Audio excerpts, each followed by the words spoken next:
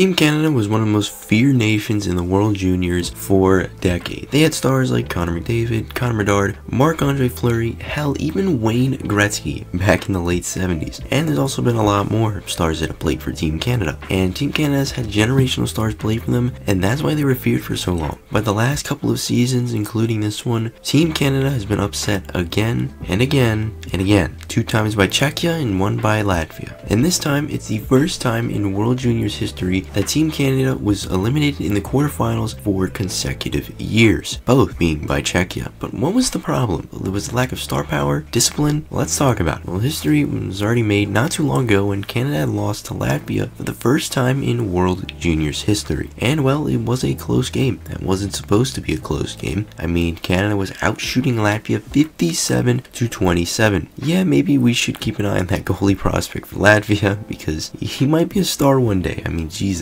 But yeah, this seemed to be a pattern for Team Canada. They would outshoot every single opponent they faced, and yet they would still lose. But the shots don't seem to be the problem. Good offense and good defense is one thing, but discipline is a whole other thing. Take the Canada versus USA game, for example. The Americans had 7 power plays, and they scored every goal in the power play besides the empty net goal, where USA would win 4-1. Just think about that. If Team Canada doesn't take those penalties, it would literally be a 1-0 win for Team Canada. And maybe more if they kept most of this game 5-on-5. Pick the Latvia game for another example. Both the goals that Canada gave up in the 3rd period were both power play goals. But what makes this even worse is the lack of power play production from Team Canada as well. And they not only had bad discipline wise, but they were also bad on the power play, only going 4 for 19, while teams like USA went 7 for 21 and Sweden, who went 8 for 22.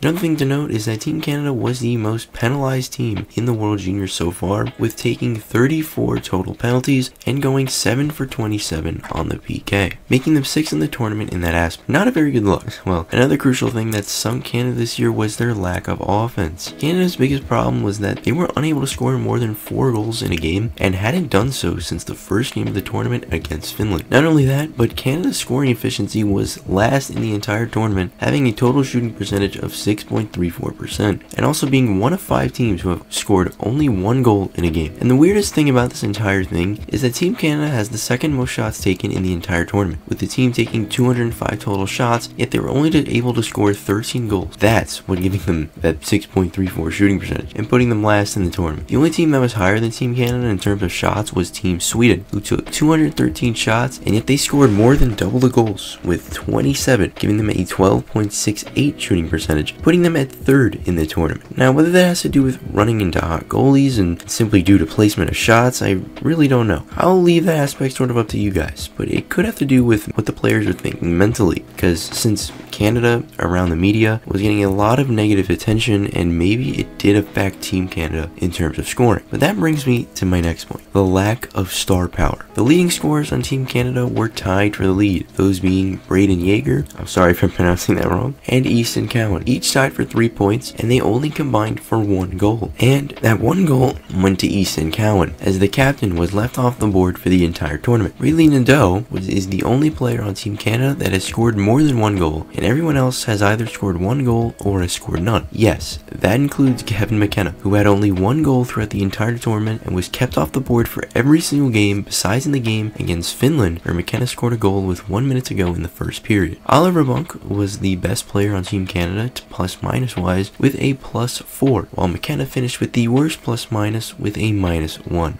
Well, I think the real stars of the entire tournament were the goalies, where Team Canada's goalies both finished above a 92 save percentage, with George Carter getting 2 shutouts for himself while having a 93.58 save percentage and a 1.76 goals against. Carter George remains the only goalie through this tournament so far with 2 shutouts, and might honestly remain the only goalie with 2 shutouts, while Jack Ivankovic didn't play bad, but was unable to record a win for Team Canada, as he had a 92.31 save percentage with a 1.88 goals against average, but with no wins. But hey, give me your thoughts on this down below in the comments below. What do you guys think sunk Canada as a whole throughout this entire tournament? Do you think it was their lack of star power, discipline, or do you think it was another reason that I missed in this video? Please, let me know your thoughts down in the comments below, and let me know what you think Canada should have done to fix these problems. Think it was a coaching problem or what? And hey, I'll see you guys in the next video.